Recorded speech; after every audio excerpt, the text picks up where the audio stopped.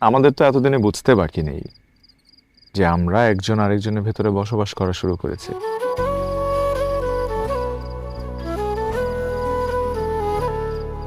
তাই আজকের এই বিশেষ দিনে আমি আমার বিশেষ মানুষটাকে একটা সারপ্রাইজ দিতে চাই।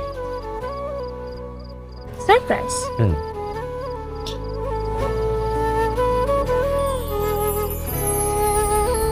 এটা তোমার কাছে? আমার কাছে। তুমি কি ভেবেছিলে হারিয়ে ফেলেছো?